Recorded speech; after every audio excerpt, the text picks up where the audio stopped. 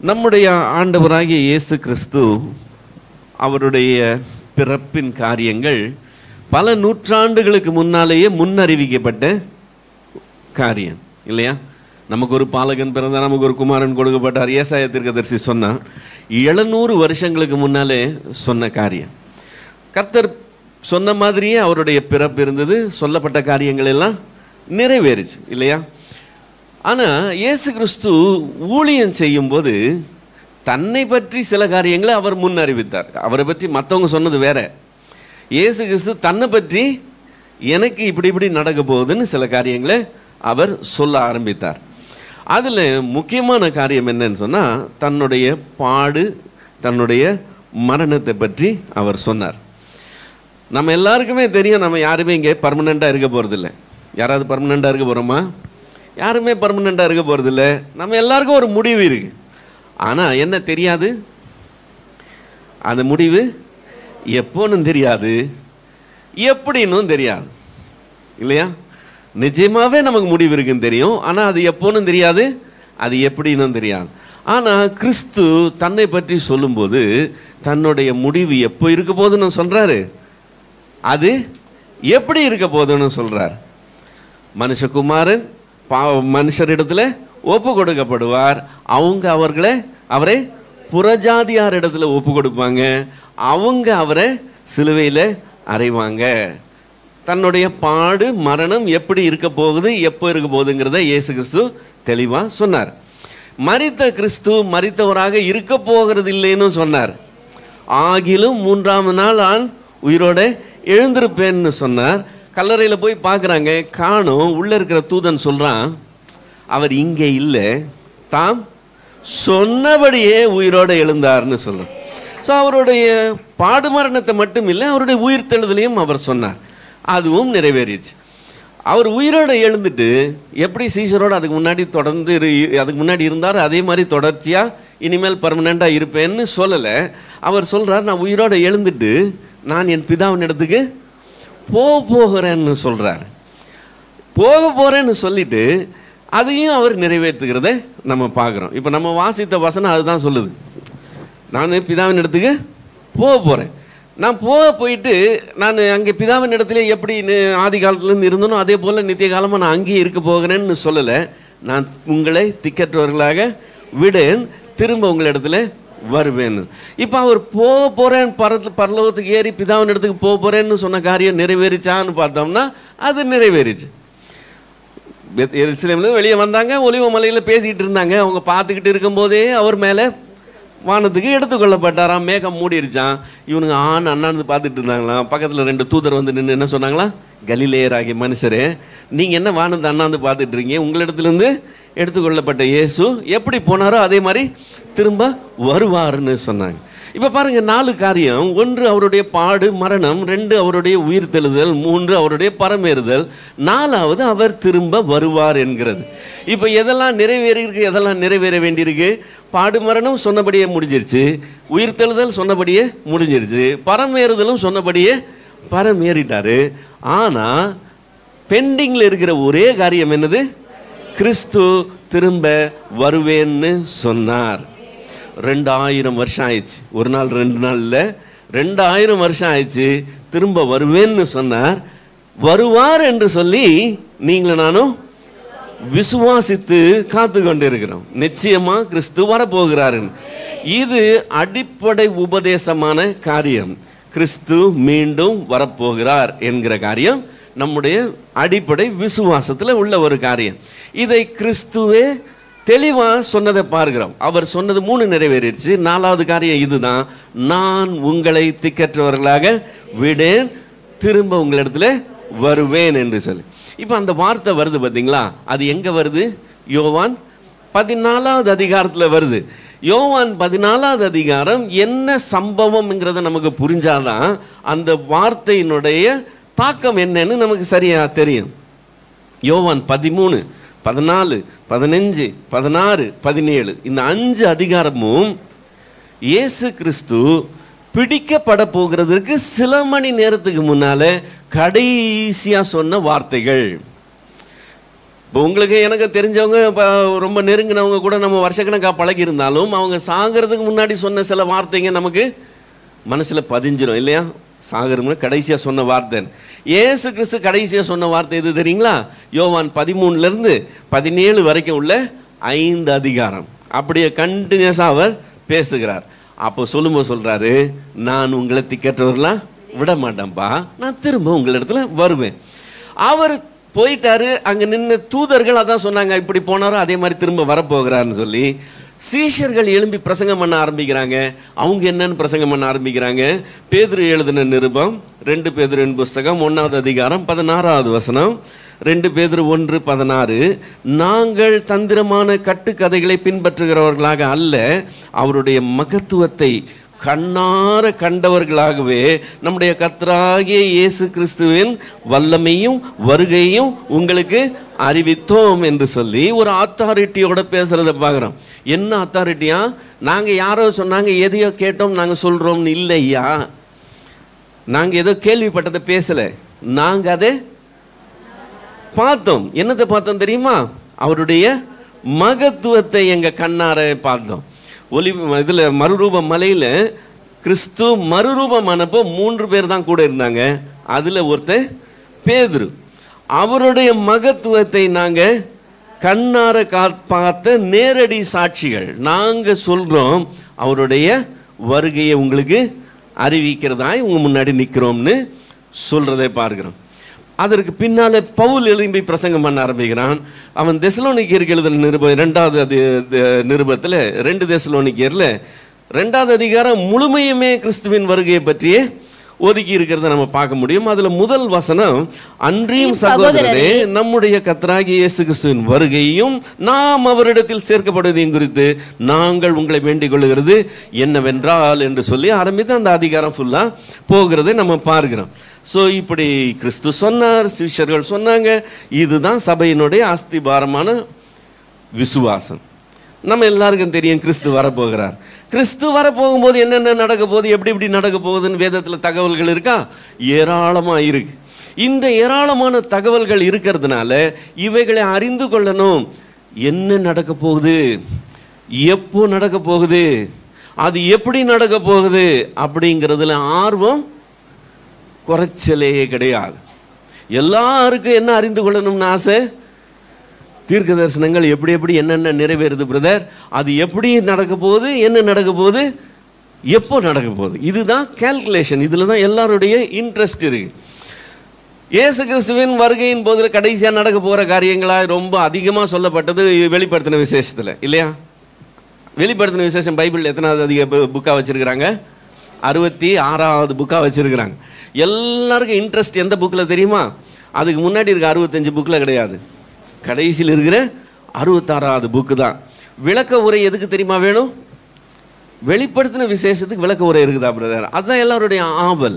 யாராவது அதை நமக்கு விளக்கி சொல்ல மாட்டாங்களா?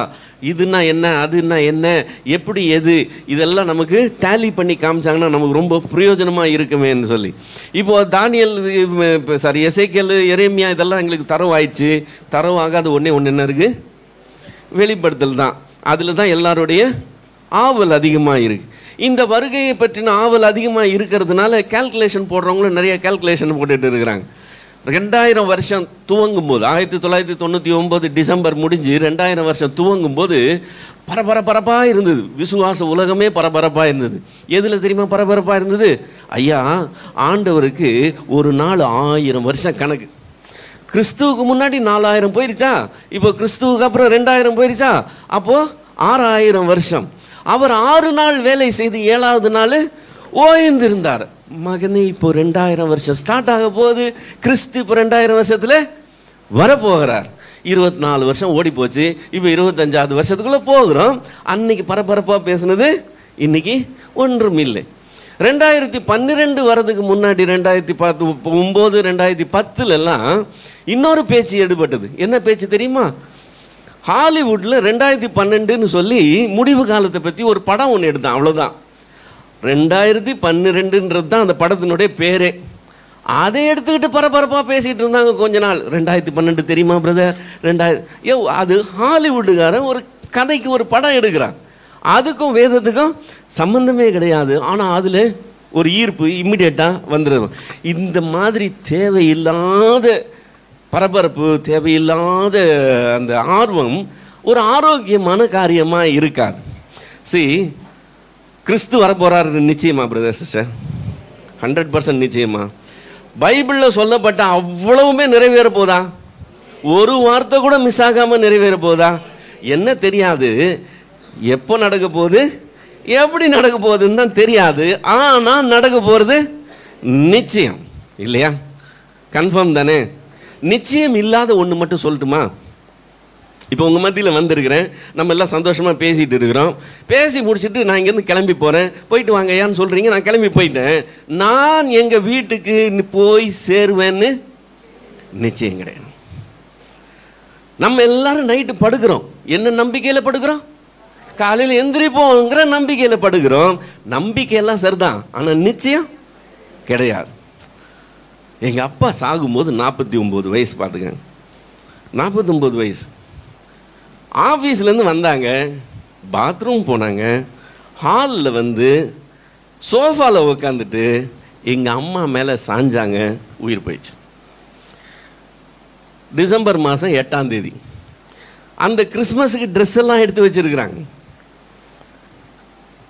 யோசிச்சு கூட பார்த்தது இல்லைல்ல, நடக்கக்கூடும்னு கூட யாரும் நினைக்கவே முடியாது. அது சாகிற வயசும் கிடையாது, சாகிற அளவுக்கு உடம்பும் கிடையாது. ஆனால் மனுஷனுக்கு அவ்வளவுதான் காரியமே. எதுக்குமே நமக்கு என்ன இல்லை, நிச்சயம் இல்லை. இப்போ கிறிஸ்து வரப்போகிறார், நிச்சயமான காரியம். சொல்லப்பட்டதெல்லாம் நிறைவேற போகுது, நிச்சயமான காரியம். அது இன்னைக்கு நிறைவேற போகுதா இல்லை 1000 வருஷம் கழிச்சு நிறைவேற போகுதா எனக்கு தெரியாது. ஆனால் அவ்வளோ 100% நிறைவேற போகுது. ஆனால் என்ன நிச்சயம் இல்லை, அடுத்த 1 மணி நேரம் நான் உயிரோடு இருப்பேன்னு தான் எனக்கு நிச்சயம் இல்லை.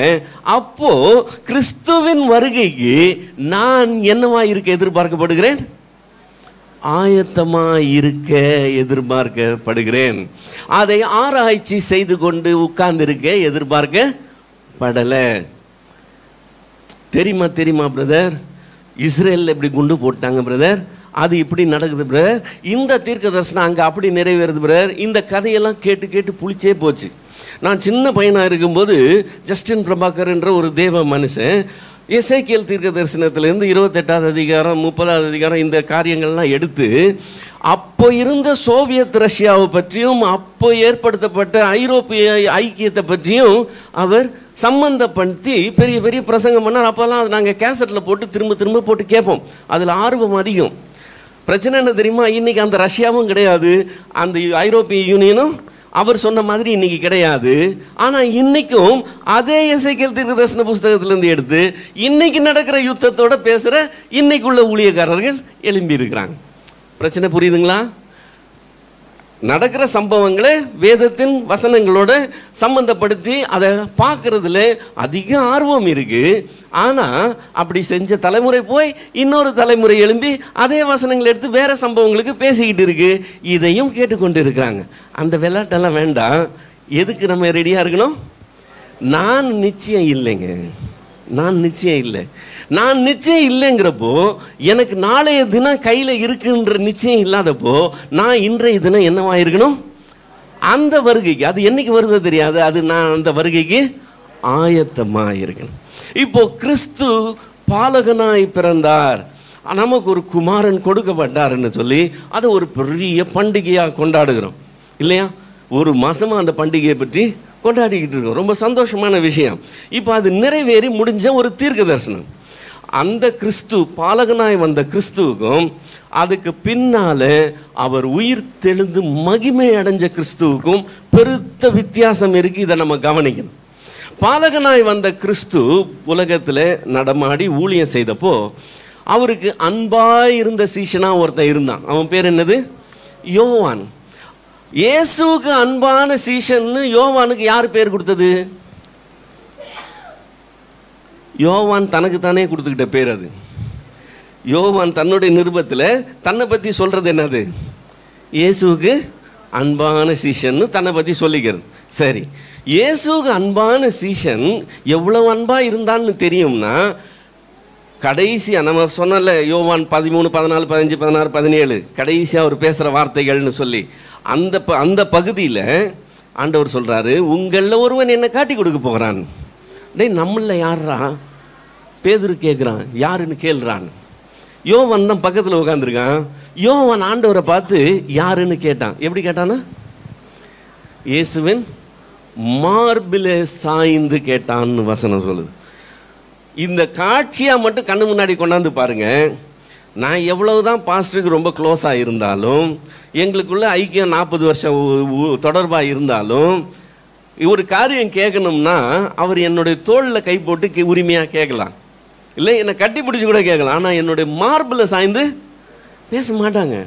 ஆனால் அவன் இயேசுவின் மார்பிலே சாய்ந்து பேசுகிற அளவுக்கு ரொம்ப க்ளோஸாக. சந்தோஷம்.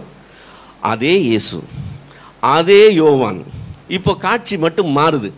இப்போ வெளிப்படுத்தல் 1ஆவது அதிகாரத்துக்கு வந்தோம்னு வச்சுக்கோங்களேன். அங்கே அதே இயேசு தான், இப்போ மகிமை அடைஞ்ச இயேசுவாக இருக்கிறாரு. அதே யோவான் தான். இப்போ இயேசுவினுடைய சத்தம் கேட்குது. சத்தம் கேட்டு திரும்பி தான் பார்த்தானா பாருங்க. திரும்பி பார்த்து என்னன்னா, செத்தவனை போல விழுந்தான். வித்தியாசம் எவ்வளவு பெரிய வித்தியாசம்னு தெரியுதுங்களா? அவர் குமாரனாய் வந்து இங்கே ஊழியம் செய்து அடிக்கப்படும் ஆட்டுக்குட்டியாய் அடிக்கப்பட்டு அவர் மரித்து ரட்சிப்பை சம்பாதித்து கடந்து போன பின்னாடி அதே இயேசு அதே யோவான் சந்திக்கிறான். சிச்சுவேஷன் வேற. இப்போ இன்னைக்கு மகிமை அடைந்த இயேசு பரத்துக்கு ஏறி பிதாவினுடைய வலது பாசத்தில் வீட்டு இருக்கிறார். என்ன செய்து கொண்டு இருக்கிறார்?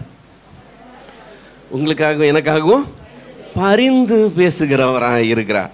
இப்போ அந்த பரிந்து பேசுகிற இயேசு கிட்ட தான் நம்மெல்லாம் இப்போ இவ்வளோ நேரம் ஜெபம் பண்ணோம். நம்ம எந்த இதோட ஜெபம் பண்ணோம்?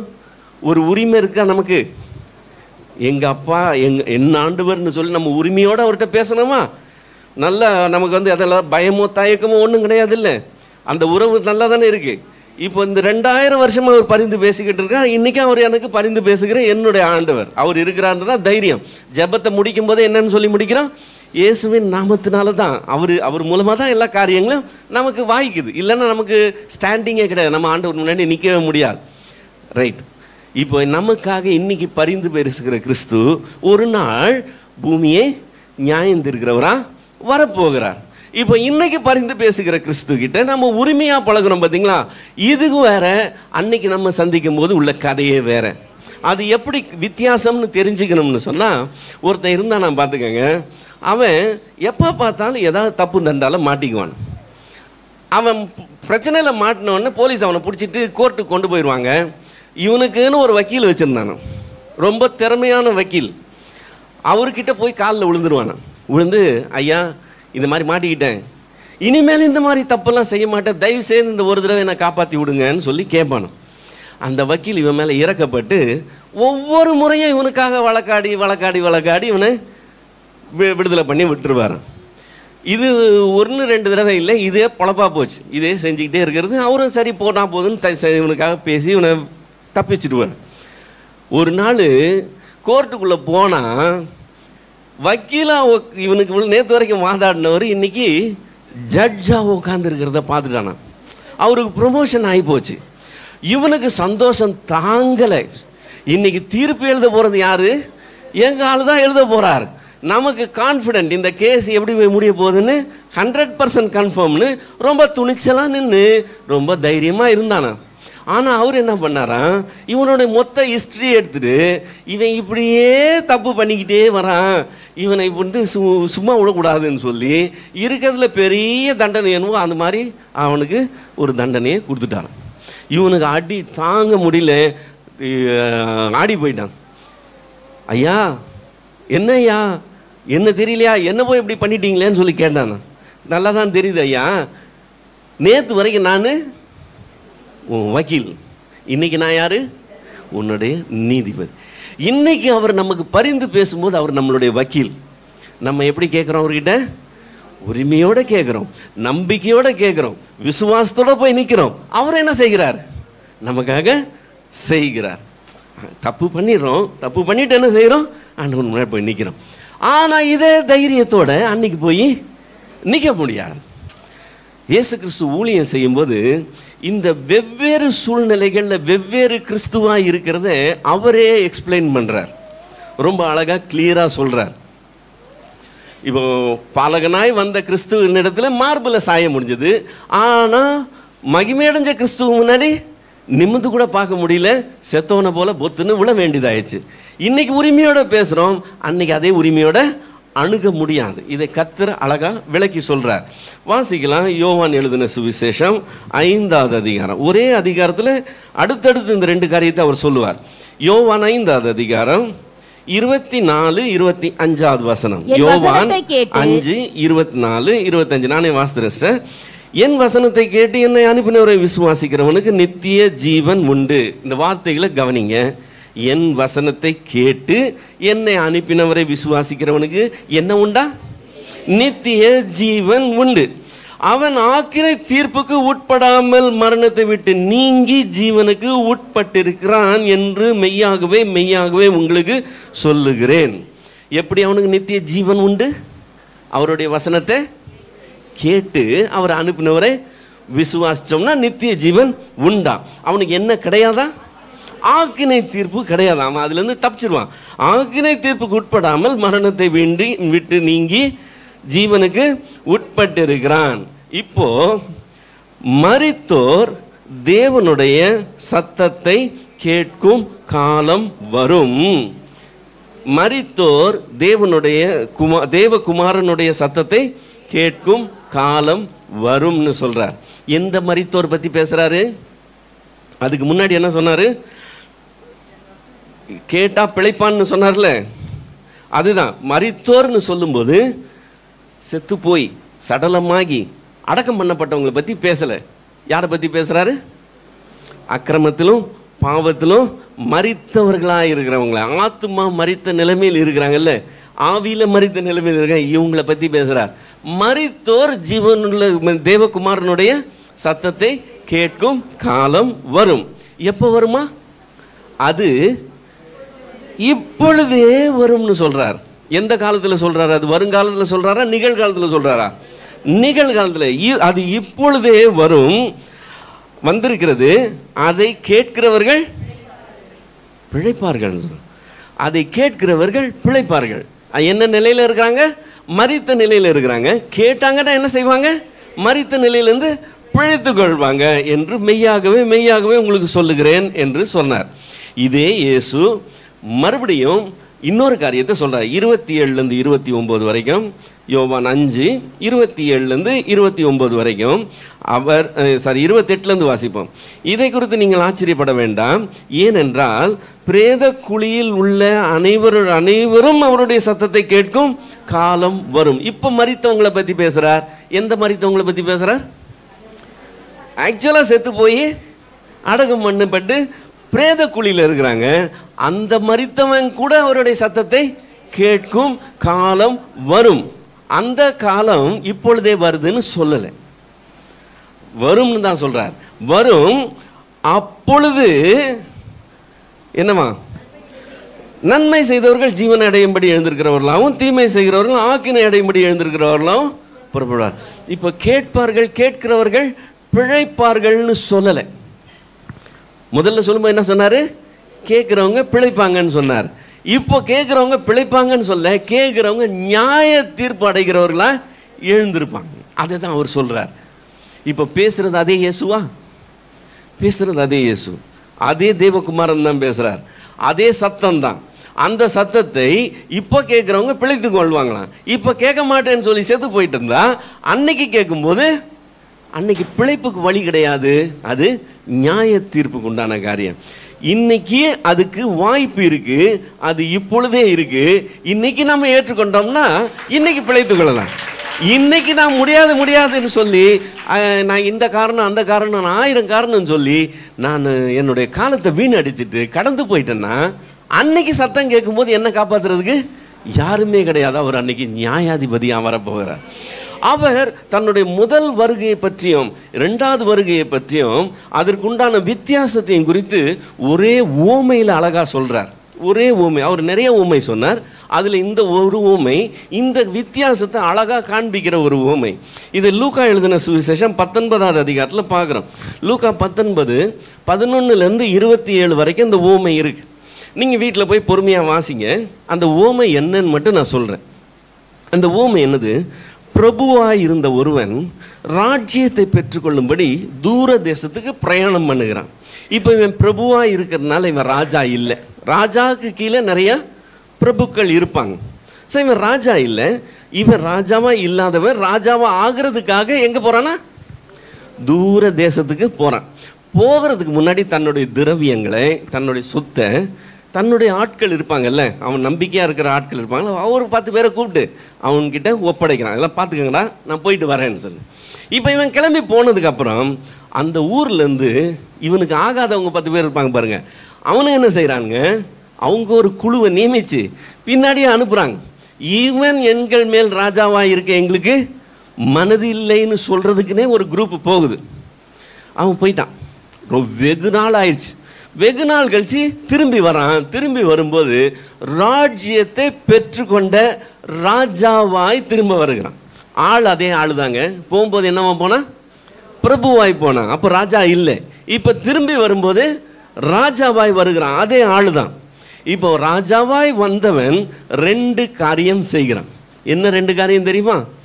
இவனுடைய திரவியத்தை யார் இடத்துல ஒப்பு கொடுத்தானோ அவங்களெல்லாம் என்ன செய்கிறான்?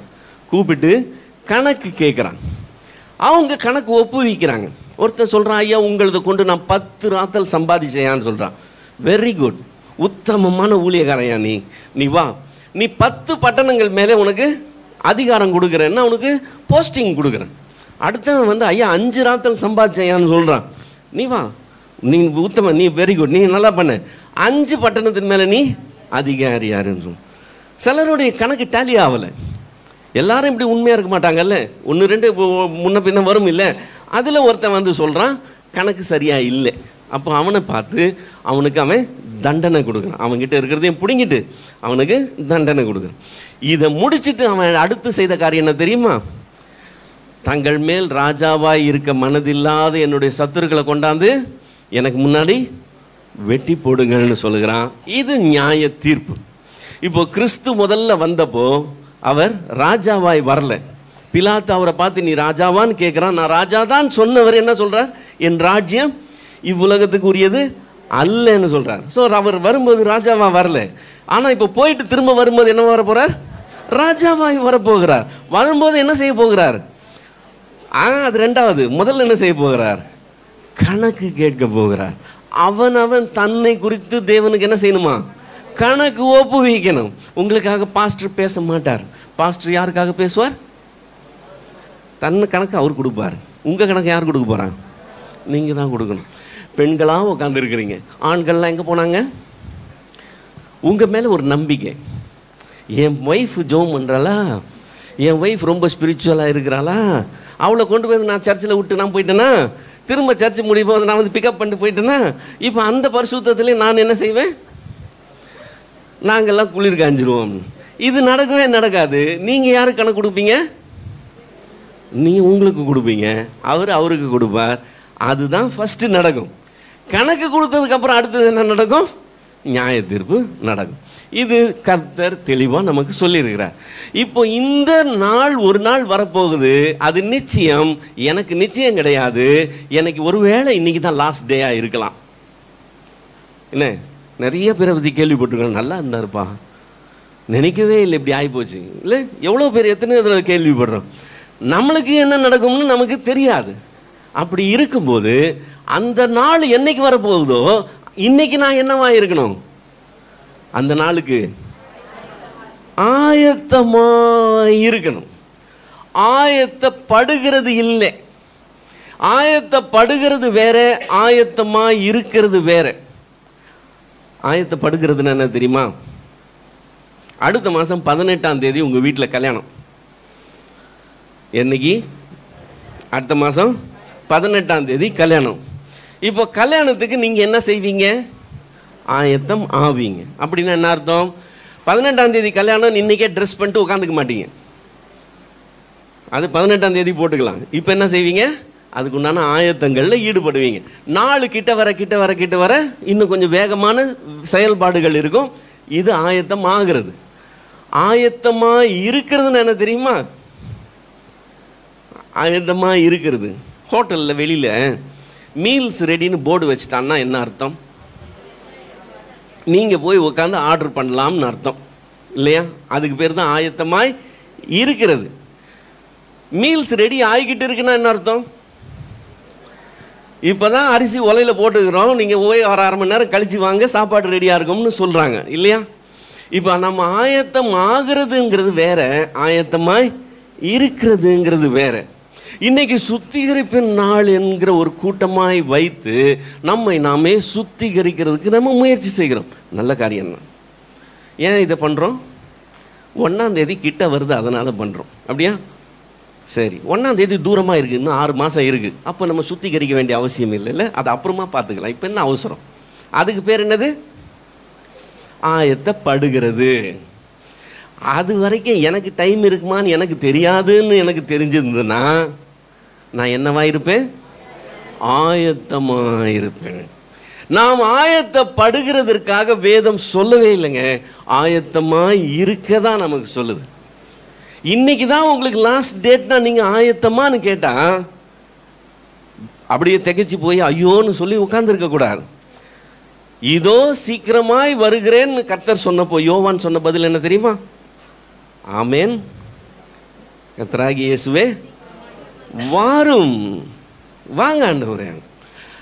நாம் இன்னைக்கு தான் லாஸ்ட்னா இன்னைக்கு நான் ஆயத்தம்னு சொல்லக்கூடிய அளவுக்கு தான் நம்மளுடைய காரியம் எப்பவுமே இருக்கணும்.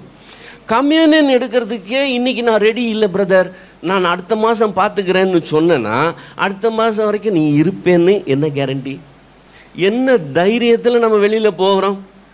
நான் இன்னும் ஆயத்தப்படுத்திக்கணும்னு சொல்லி ஆயத்தப்படுத்துறதுக்கு டைமே கிடையாது. நமக்கு கேரண்டியே இல்லாததுனால, நிச்சயமே இல்லாததுனால நாம் ஆயத்தமாய் இருக்க அழைக்கப்பட்டிருக்கிறோம். அது என்னது? அது ஆயத்தமாக இருக்கிறதுனா என்னதுன்னு கேட்டிங்கன்னா பவுல் அழகாக சொல்லுகிறதை பார்க்கிறோம். 1 கொரிந்தியரின் புஸ்தகம் 9வது அதிகாரம் 27வது வசனம். 1 கொரிந்தியர் 9:27. மற்றவர்களுக்கு பிரசங்கம் பண்ணுகிற நான் தானே ஆகாதவனாய் போகாதபடிக்கு என் சரீரத்தை ஒடுக்கி கீழ்ப்படுத்துகிறேன்னு அவன் தன்னுடைய அனுபவத்தை பகிர்ந்து கொள்ளுகிறான். இப்போ அந்த வசனத்தை நான் மறுபடியும் சொல்கிறேன். யார் ஆகாதவனா போகக்கூடாதா? நான் ஆகாதவனா போகக்கூடாது. நான் எப்படிப்பட்டவன்? மற்றவர்களுக்கு பிரசங்கம் பண்ணுறவன். மற்றவங்களுக்கெல்லாம் நான் கரெக்டாக சொல்லிட்டு நான் ஆகாதவனா ஆயிடக்கூடாது அப்படின்னு சொல்லி அவனுக்கு ஒரு இது இருந்தது, ஒரு உத்வேகம் இருந்தது. என்னன்னு? என்னுடைய சரீரத்தை நான் ஒடுக்கி கீழ்ப்படுத்தணும்னு சொல்லி அவனுக்கு ஒரு உத்வேகம் இருந்தது. இப்போ நமக்கு இயேசு தான் தெய்வம்னு நம்ம எல்லாருக்கும் சொல்கிறோமா இல்லையா? ஊரில் எல்லாருக்கும் சொல்கிறோம், இயேசு தான் தெய்வம், அவர் தான் ரட்சகர், இயேசு தான் வழி, சத்தியம், ஜீவன், அவர் தான் ரட்சகர், அவர் மூலமாக தான் நீ நித்திய ஜீவனுக்குள்ளே வர முடியும், அவர் அல்லாமல் ஒருவனும் பிதாவின் இடத்துக்கு வரான். இதெல்லாம் நம்ம தெளிவாக சொல்லிகிட்டு இருக்கிறோம் இல்லை? ஊருக்கே சொல்லிவிட்டு கடைசியில் நம்ம ஆகாதவர்களாக போனோம்னா எவ்வளோ பரிதாபமாக இருக்கும். யோசித்து பார்த்துருக்கீங்களா? பள்ளி இருக்குல்ல, பள்ளி குறி சொல்லுமா? எப்படி சொல்லும்? சத்தம் கொடுக்கும். சத்தம் கொடுத்து போகலாமா போகக்கூடாதா, நல்லதா நல்லது இல்லையா எல்லாம் சொல்லிகிட்டே இருக்குல்ல. கடைசியில் பள்ளி எதில் விழுந்து செத்து போகுமா? கழனி பானையில் விழுந்து செத்து போயிடுமா? நம்ம அந்த பள்ளி மாதிரி இருக்கக்கூடாதுமா. ஊருக்கெல்லாம் சொல்லிவிட்டு கடைசியில் நம்ம கெட்டு போனோம்னா என்ன பிரயோஜனம்? அதுதான் பவுல் கேட்குறான். இப்போ நம்ம மெயின் ரோட்டுக்கு போனோம்னா இப்படி போனால் அசோக் பில்லர், இப்படி போனால் வடபழனின்னு ஒரு போர்டு இருக்குதா? அதை பார்த்து எத்தனை பேர் வடபழனிக்கும் அசோக் நகருக்கும் போயிருப்பாங்க. ஆனால் அந்த போர்டு ஒரு நாளும் அசோக் நகர் போனதில்லை, ஒரு நாளும் வடபழனியும் போனதில்லை. இதாங்க இயேசு தான் ரட்சிப்புன்னு கை காமிச்சுவிட்டு நம்மளை பார்த்து எத்தனையோ பேர் ரட்சிக்கப்பட்டு கடைசியில் நாம் ஆகாதவர்களாக போனோம்னா நம்மளோட பரிதாபம் என்ன இருக்குது சொல்லுங்கள்? பவுலுக்கு அந்த வேகம் இருந்தது. மற்றவர்களுக்கு பிரசங்கம் பண்ணுகிற நான் என்ன ஆகக்கூடாது? ஆகாதவன ஆகக்கூடாது என்ற வேகம். அதுக்காக அவனுடைய சரீரத்தை அவன் என்ன செய்கிறானா? ஒடுக்கி கீழ்ப்படுத்துகிறான். அதில் சரீரத்தை ஒடுக்கி கீழ்ப்படுத்துகிறான். பவுல் அப்படி என்ன செய்கிறான் அப்படின்னு நீங்கள் கேட்டிங்கன்னா, பவுல் கிறிஸ்துவை ஏற்றுக்கொள்ளும் போது 34 வயசு. அடுத்த 30 வருஷம் ஊழியம் செய்கிறான். அந்த 30 வருஷம் ஊழியத்தில் பவுல் இங்கேருந்து அங்கே போயிட்டான்னு சொல்ல முடியாது. பவுல் அங்கேருந்து இங்கே இறங்கி வந்துட்டான். அதுதான் உண்மை. பவுலினுடைய துவக்கம் எப்படி இருந்தது தெரியுமா? துவக்கம் அப்போஸ்தலர் 8ஆம் அதிகாரம் 1 வசனத்தில் முதல் முறையாக சவுல் என்கிற பேரை நம்ம கேள்விப்படுறோம். அதுக்கு முன்னாடி கிடையாது. அந்த 8ஆம் அதிகாரம் 1 வசனத்தில் அவனை என்னன்னு சொல்லி வருது தெரியுமா? ஸ்தேவான் கொல்லப்படுகிறதற்கு சவுலும் சம்மதித்திருந்தான். அவனை கொல்றவங்க இவன் பாதத்தடியில் தங்களுடைய ட்ரெஸ்ஸை கழட்டி வச்சுட்டு போயிருக்கிறாங்க. அப்படின்னா அந்த டீமுக்கு யார் லீடரு? சவுல் தான் லீடர். என்ன வயசு? 30 சில்லற வயசு தான். அந்த சின்ன வயசில் அவன் அவ்வளவு பெரிய ஒரு என்ன சொல்கிறது, ஒரு ஒரு கெப்பாசிட்டி உள்ளவனா அந்த ஊரில் இருக்கிறான், அந்த எருசலேமில். இப்போ பவுல் மட்டும் இல்லை, பவுலினுடைய ஃபேமிலியே கொஞ்சம் பெரிய ஃபேமிலி. இப்போ நம்மளுடைய பிள்ளைங்களை படிக்க வைக்கிறோம்ல, ஒரு நல்ல ஸ்கூலாக தேடி படிக்க வச்சோம்னா செலவு அதிகமாகும்ல. அதுலேயே கொடைக்கானலில் ஒரு ஸ்கூல் இருக்குது, வெள்ளைக்காரனுங்கள்லாம் படிக்கிற இடம். அங்கே போய் படிக்கணுன்னா பெரிய வசதிக்காரங்க தான் கொடைக்கானலில் அந்த ஸ்கூலில் படிக்க வைப்பாங்க இல்லை. இப்போ என் பிள்ளைங்களை நான் அங்கே படிக்க வைக்கிறேன்னு சொன்னாலே என்னுடைய வசதி என்னன்னு ஆட்டோமேட்டிக்காக எல்லாருக்கும் தெரிஞ்சிடும். பவுல் எங்கே படித்தானா தெரியுமா? கமாலியலின் பாதப்படியில் படித்தானா. அது எங்கே? எருசலேமில். அவங்க ஊர் எது? தர்ச்சு பட்டணம். அங்கிருந்து படிக்கிறதுக்காக அவங்க அப்பா எருசலேமுக்கு அனுப்பிச்சு, எருசலேமில் கமாலியலுடைய பாதப்படி இருக்கிறதுல பெஸ்ட் டீச்சருடைய டிசைபிளாக ஸ்டூடெண்ட்டாக உட்கார வச்சாருன்னு சொன்னால், அப்போ எவ்வளவு சொத்து இருந்தால், எவ்வளவு வசதி இருந்தால் அதை செய்ய முடியும்னு யோசித்து பார்த்துக்கங்க. நல்ல ஃபேமிலியிலேருந்து வந்த ஒரு நல்ல ஒரு படித்த ஒரு வாலிபன் அவன். அது மட்டும் இல்லை, அவன் சொல்லும்போது சொல்கிறான், ஜபாலயங்களில் அடித்து துன்புறுத்தக்கூடிய கெப்பாசிட்டி உள்ளவனாக இருந்தான். வீடுகள் தோறும் புகுந்து அடித்து இழுத்துட்டு வந்து அவங்க கொலை செய்யப்படுறதுக்கு இவன் காரணமாக இருக்கிறான். அப்போது அந்த ஊரில் பெரிய தாதா போல் அவன் சுற்றி வந்தான். அவனுக்கு கீழே அவ்வளோ பெரிய குரூப் இருக்குது, அவனால் செய்ய முடியாது இல்லை. அவனை பார்த்து பயப்படுறாங்க. இவன் தமஸ்குக்கு லெட்டர் வாங்கிட்டு புறப்பட்டு போகிறான். இவன் போய் சேர்றதுக்கு முன்னாடி அங்கே நியூஸ் வந்துச்சு, இந்த விசுவாசத்துக்காக துன்பப்படுத்தினவன் இப்போ இங்கேயும் கிளம்பி வர்றான்னு. இவன் போகிறதுக்கு முன்னாடியே நியூஸ் போகுது. அப்போ அவன் எந்த லெவலில் இருந்திருப்பான்னு யோசித்து பாருங்க. அந்த லெவலில் இருந்த சவுலாக இருந்தான் பவுல். அவனுடைய ஊழியத்தினுடைய முடிவு வரும்போது அதே எருசலேமில் விலங்கிடப்பட்ட கைதியாக அதே தெருவில் அவனை இழுத்துட்டு போகிறாங்க. இப்போ இவன் வளர்ச்சி அடைஞ்சிருக்கானா, கீழே வந்திருக்கிறானா? இல்லை, அவனுக்கு பெருமைக்குரிய காரியங்கள் நிறையா இருந்தது, மேன்மைக்குரிய காரியங்கள் நிறையா இருந்தது, இன்பத்துக்குரிய காரியங்கள் நிறையா இருந்தது.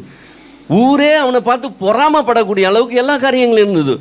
ரோம குடி உரிமை என்கிறது பெரிய காரியம் அந்த நாட்களில். அவன் ரோம குடி உரிமை உள்ளவனாவே பிறந்தேன்னு சொல்லுகிறான். ராயலாக இருந்திருக்க வேண்டிய ஒரு லைஃப், ஒரு குறை கிடையாது, எல்லாம் இருந்துச்சு.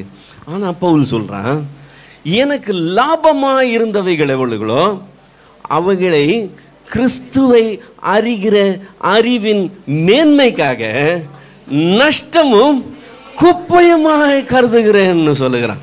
என் சரீரத்தை ஒடுக்கி கீழ்ப்படுத்துகிறதுனா என்ன பிரதர் சிஸ்டர்? நான் என்ன நினைக்கிறேன் நீங்கள் நினைப்பீங்க, நீங்கள் என்ன நினைக்கிறேன்னு நான் நினைப்பேன்.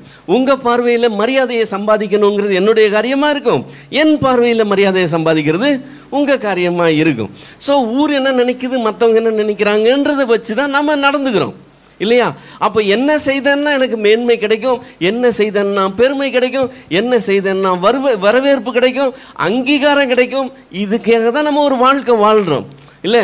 நம்ம ட்ரெஸ் பண்ணால் கூட அதுக்கேற்ற மாதிரி தான், நம்ம ஒரு வண்டி வாங்கினாலும் அதுக்கேற்ற மாதிரி தான், நம்ம ஒரு வீட்டில் இருந்தாலும் அதுக்கேற்ற மாதிரி, நம்ம பொருட்கள் வாங்கினாலும் அதுதான். சரி, இதெல்லாம் இல்லைன்னா நம்மளை என்ன மதிப்பாங்க? இப்படியே தான் நம்மளுடைய எல்லா காரியங்களும். இப்போது இதெல்லாம் இருந்தும் நம்ம ஆகாதவர்களாக போயிட்டோம்னா வேஸ்ட் இல்லையா? எனக்கு என்ன மெயின்? கிறிஸ்து ஒரு நாள் வரப்போகிறாரு, அன்றைக்கி நான் என்ன ஆகக்கூடாது? ஆகாதவனா ஆயிடக்கூடாது. அப்போ இன்னைக்கு இந்த மேன்மைகளை சம்பாதிக்கிறது எனக்கு பெரிய லாபமா இருந்தா கூட இந்த லாபம் எல்லாம் என் பார்வைக்கு எப்படி இருக்குதா? நஷ்டமும் குப்பையும் ஆயிக்கருக்கான். இந்த உலகம் பொல்லாத உலகம். இந்த உலகத்துல நீங்க நேர்மையா 10 ரூபாய் சம்பாதிக்கிறது கஷ்டம். நான் 16 வருஷம் தொழில் பண்ணியிருக்கேன். என்ன, என்னுடைய அனுபவத்திலேயே சொல்றேன், 10 ரூபாய் நேர்மையா சம்பாதிக்கிறது கஷ்டம்.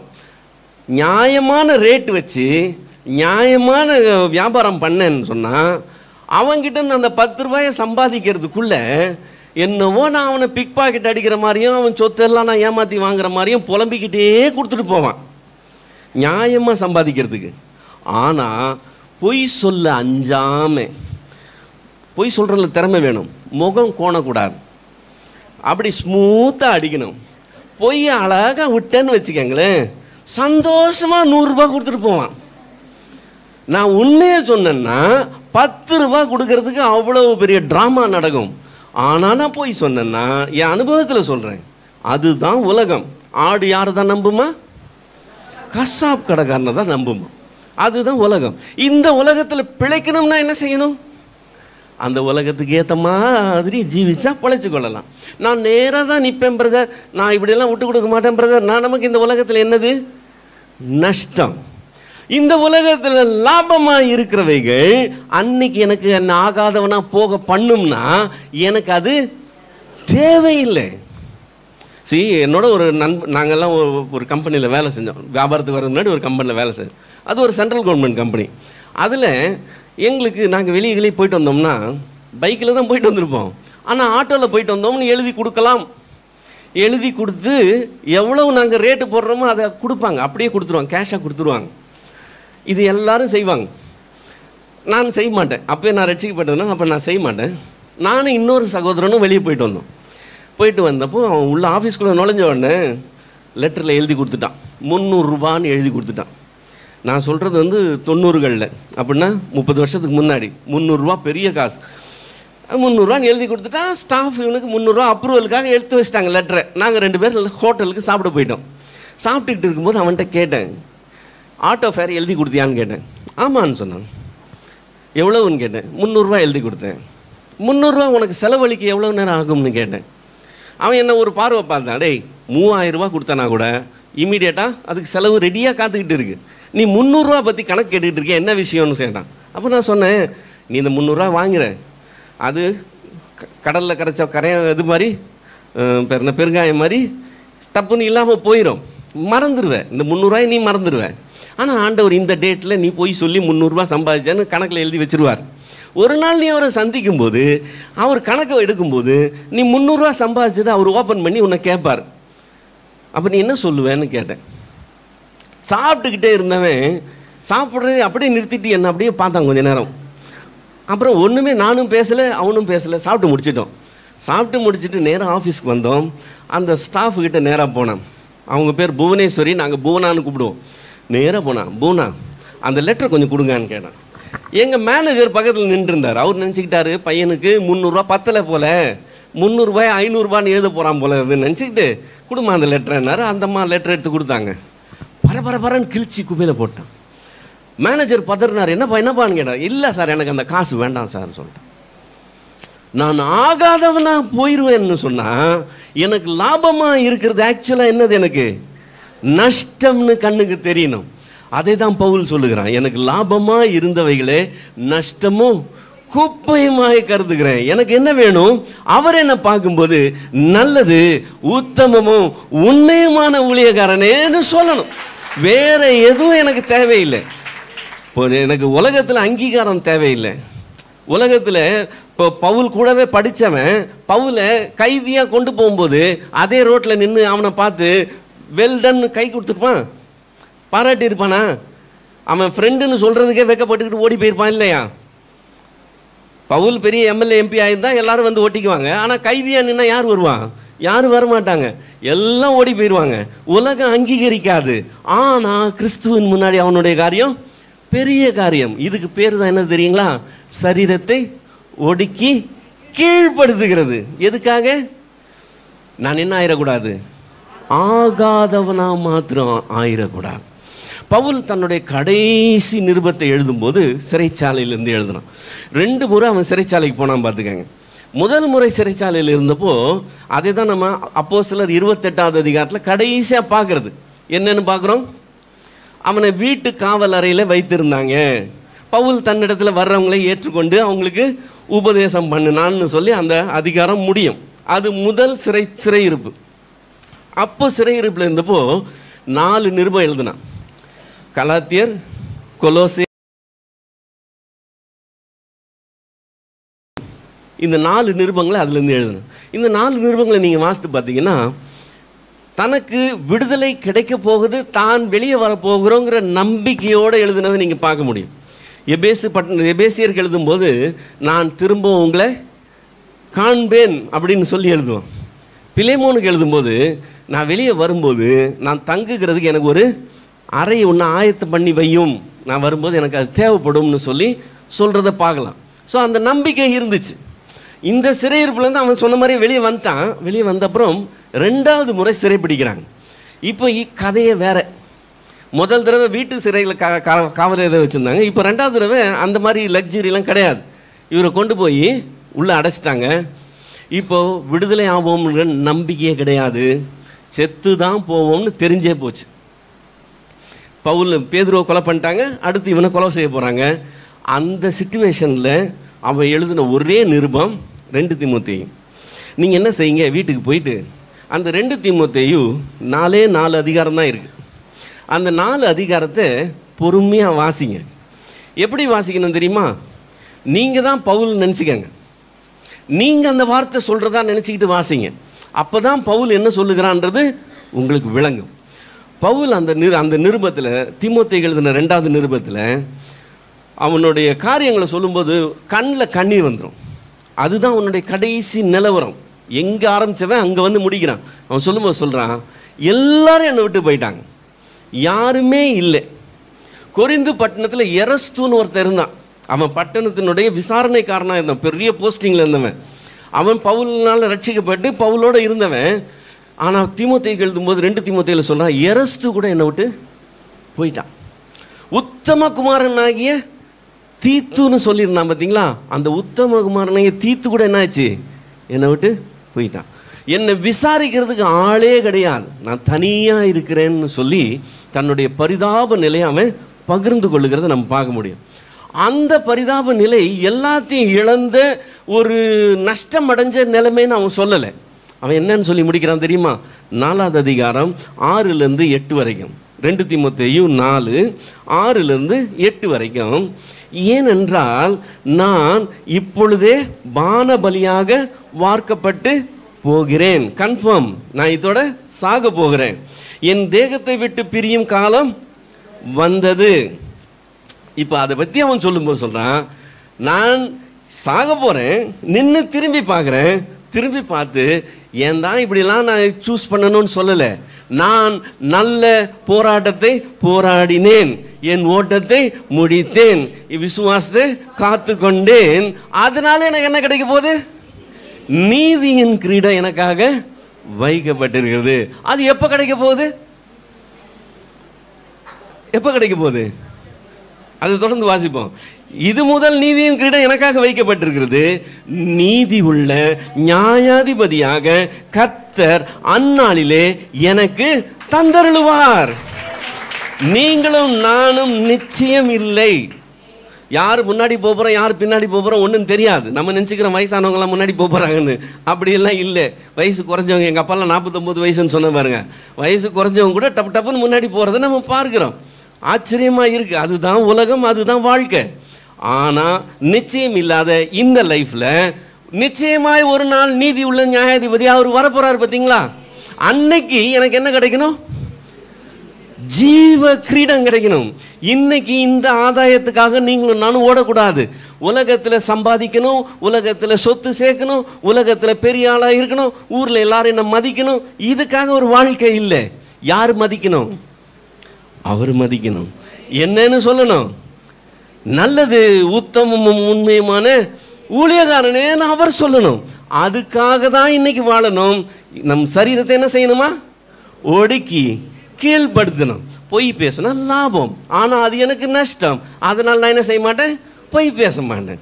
நான் மாய்மாலம் பண்ணால் இங்கே லாபம், ஆனால் அது அன்னைக்கு நஷ்டம். அதனால் நான் என்ன செய்ய மாட்டேன்? மாய்மாலம் பண்ண மாட்டேன். கிறிஸ்துவை ஏற்றுக்கொள்கிற அளவுக்கு, அவர் என்னை அங்கீகரிக்கிற அளவுக்கு இன்னைக்கு நான் ஜீவிப்பேன் என்கிறது காரியம். பவுல் சொல்லும்போது சொல்லுகிறான், எனக்கு நீதியின் கிரீடம் வைக்கப்பட்டிருக்கிறது.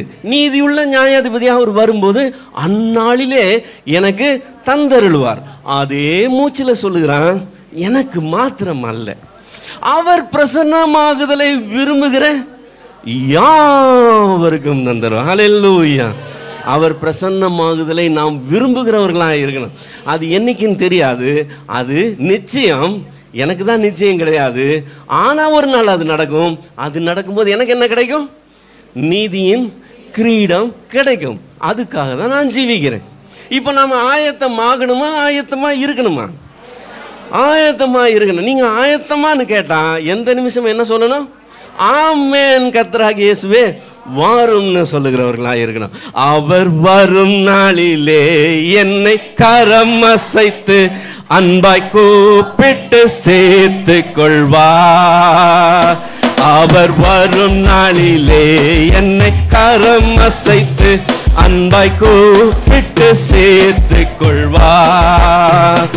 அவர் சமூகம் அதில் அங்கே அவருடனே ஆடி பாடியே மகிழ்ந்திடுவேன்.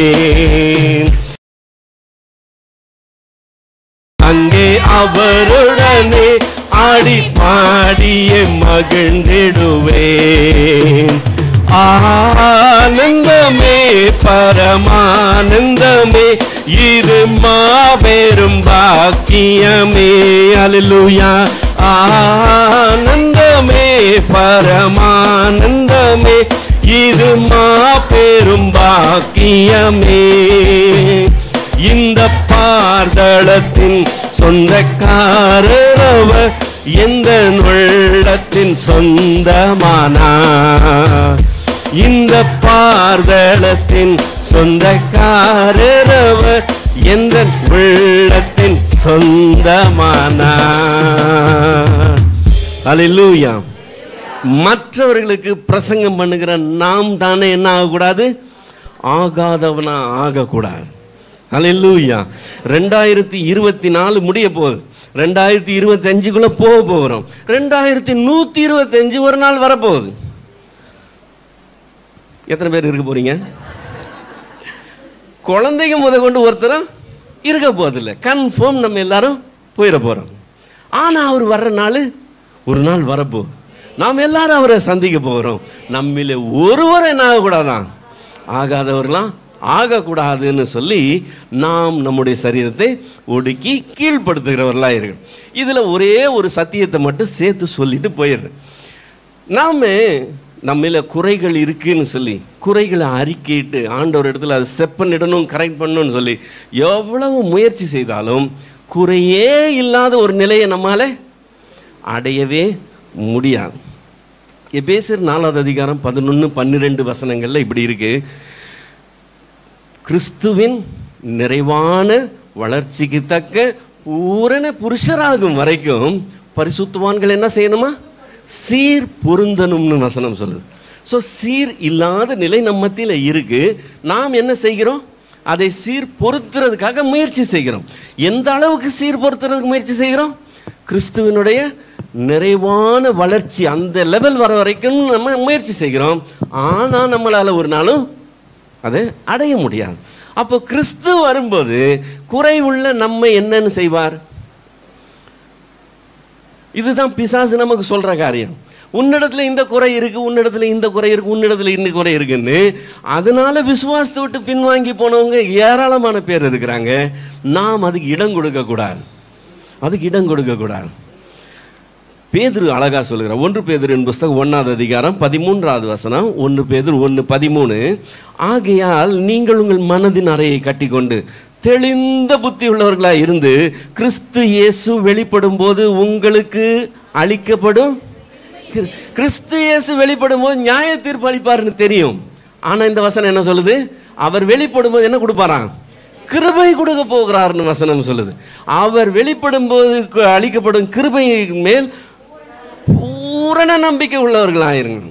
பூரண நம்பிக்கை உள்ளவர்களா. இந்த கிருபையை குறைச்சி மதிப்பிடாதீங்க. பரலோகத்துக்குள்ள காலடி எடுத்து வைக்கும்போது நான் சாதித்தேன்னு ஒருத்தன் கூட உள்ள வர முடியாது. நான் சாதித்தேன்னு காலர் தூக்கி விட முடியாது. காரணம் என்ன தெரியுமா? நம்முடைய ஆரம்பம் எப்படி இருந்தது? எப்படி ரட்சிக்கப்பட்டோம்? கிருபையினாலே விசுவாசத்தை கொண்டு ரட்சிக்கப்பட்டீர்கள். இது உங்களால் உண்டானது அல்ல, இது தேவனுடைய ஈவு. ஸ்டார்டிங்கே அதுதான். இன்னைக்கு நீங்களும் நானும் நிர்மூலமாகாதிருக்கிறது அவருடைய கிருபையினால தான். கிருபையில் ஆரம்பிச்சு கிருபையில் ஓடிக்கிட்டு இருக்கிறோம். நான் முடிக்க போகிறதும் நான் சாதித்தேன்னு முடிக்கிறது இல்லை. அவர் என்ன தருவாரா? அன்னைக்கு கிருபை தருவாராம். அதன் மேலே எப்படி இருக்கணுமா? பூரண நம்பிக்கை உள்ளவர்களாய் இருக்கணுமா? ஸோ நம்ம முயற்சி எடுக்கிறோம், நாமே செப் பண்ணிட ட்ரை பண்ணுறோம், நாம் சீர்பொருந்த ட்ரை பண்ணுறோம், ட்ரை பண்ணணும்னு வேதம் சொல்லுது.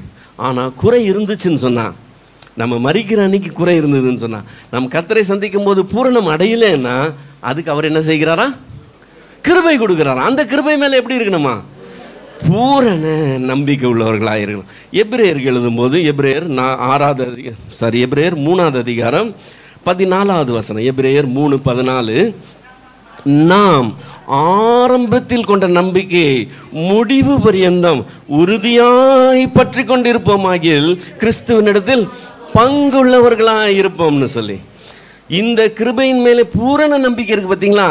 அந்த நம்பிக்கை நம்ம ஆரம்பத்தில் இருந்துச்சு. எப்படி? நம்ம ரட்சிக்கப்பட்ட அன்னைக்கு அந்த நம்பிக்கை இருந்துச்சுன்னா, கர்த்தர் என்ன ரட்சிப்புகளை நடத்திட்டார், என் பேரை ஜீவ புஸ்தகத்தில் எழுதிட்டாரு, நான் நிச்சயமாக பரலோகத்துக்குள்ளே போகிறேன்னு. ஒரு 20-25 வருஷம் கல்விக்கு வந்தோன்னே பெரிய கொஸ்டின் மார்க் ஆகிப்போச்சா? நான் உள்ளே போகிறனோ போகலையான்னு? இல்லையா? ஆரம்பத்தில் பெற்ற நம்பிக்கையை முடிவு பரியந்தம் உறுதியாய் பற்றி கொண்டிருந்தோம்னா நாம் கிறிஸ்துவின் இடத்துல பங்குள்ளவர்களாக இருப்போமா? 6வது வசனம், ஆமாம் 6வது வசனம், அதுலேயே அந்த அதிகாரத்திலே 6வது வசனம், கிறிஸ்துவ அவருடைய வீட்டிற்கு மேற்பட்டவரான குமாரனாய் உண்மையுள்ளவராக இருந்தார். நம்பிக்கையினாலே என்ன உண்டாகுதான்? தைரியம் உண்டாகுதான், கூடவே மேன்மை பாராட்டல் உண்டாகுதான். இதை என்ன செய்யணுமா? முடிவு பரியந்தம் உறுதியாய் பற்றி கொண்டிருப்போமாகில் நாமே அவருடைய வீடாய் இருப்போம் என்று வேதம் சொல். இதுதான் காரியம். நாம் கிறிஸ்துவை சந்திக்கிறதுக்கு ஆயத்தப்படுகிறது இல்லை, ஆயத்தமாக இருக்கிறவர்களாக இருக்கணும். அநேகருக்கு சொல்லுகிற நாம் ஒரு நாள் என்ன ஆயிடக்கூடாதுன்னு நமக்கு இருக்கணும்? ஆகாதவர்களாக ஆயிடக்கூடாதுங்கிற கரிசனை இருக்கணும். அது நிமித்தம் நாம் என்ன செய்யணும்? நம்முடைய சரீரத்தை ஒடுக்கி கீழ்ப்படுத்துகிறவர்களாக இருக்கணும். ஆயினும் குறை இருந்ததுன்னு சொன்னால் அந்த குறையை அவருடைய கிருபை நிச்சயமாய் பூரணப்படுத்தும். அவர் என்ன கைவிட மாட்டாருன்னு அதில் நம்ம முடிவு பரியந்தம் உறுதியான நம்பிக்கை உள்ளவர்களாக இருக்கணும். புது வருஷத்துக்குள்ள காலடி எடுத்து வைக்கிறதுக்காக சுத்திகரித்துக் கொள்ளுகிறது இல்லை, நாம் எப்பவுமே கிறிஸ்துவுக்காக ஆயத்தமாக இருக்கிற தேவஜனமாய் இருக்கணும். ஹல்லேலூயா. கண்களை மூடி ஆண்டவர் நோக்கி பார்க்கலாமா?